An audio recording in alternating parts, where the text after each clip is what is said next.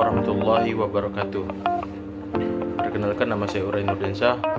Saya dari Fakultas Eftik, dari Prodi Pendidikan Bahasa Arab. Dan sini saya mengutip sebuah artikel dari SMK 1 Balikpapan, yaitu sejarah perkembangan bahasa Indonesia, yang dilansir dari situs Kementerian Pendidikan dan Kebudayaan atau yang kita kenal Kemendikbud. Awal mula sejarah bahasa Indonesia ini lahir pada tanggal 28 Oktober 1928. Dan pada saat itu para pemuda dari berbagai pelosok Nusantara berkumpul dalam suatu rapat yang membuat ikrar, yaitu yang pertama, satu, bertumpah darah; yang satu, tanah Indonesia; dan dua, berbangsa; yang satu, bangsa Indonesia; dan yang ketiga, menjunjung bahasa persatuan bahasa Indonesia. Dan pada ikrar pemuda tersebut dikenal dengan nama Sumpah Pemuda. Unsur yang ketiga dari Sumpah Pemuda merupakan pernyataan tekad bahwa Indonesia merupakan bahasa persatuan bangsa Indonesia. Pada tahun 1928, itulah bahasa Indonesia dikukuhkan kedudukannya sebagai bahasa nasional.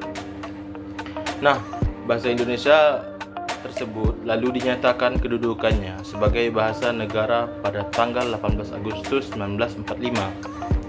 Karena pada saat itu Undang-Undang Dasar atau UUD 1945 disahkan sebagai Undang-Undang Dasar Negara Republik Indonesia.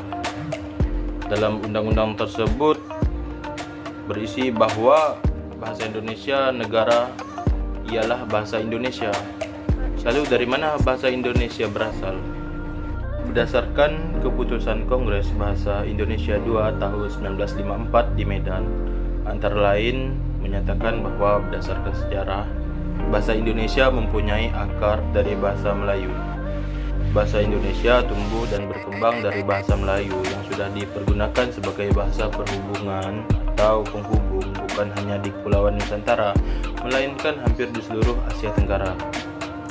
Bahasa Melayu juga dipakai sebagai bahasa penghubung antar suku di Nusantara dan sebagai bahasa perdagangan, baik pedagang antar suku Nusantara maupun pedagang yang datang dari luar Nusantara.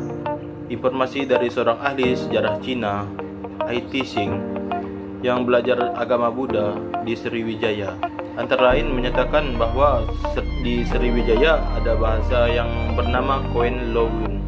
Yang dimaksud Koen Loyun adalah bahasa penghubung di Kepulauan Nusantara, yaitu bahasa Melayu.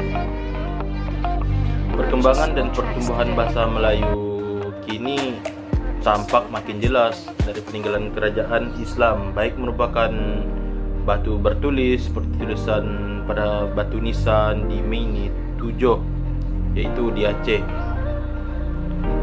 maupun hasil sastra pada abad ke-16 sampai abad ke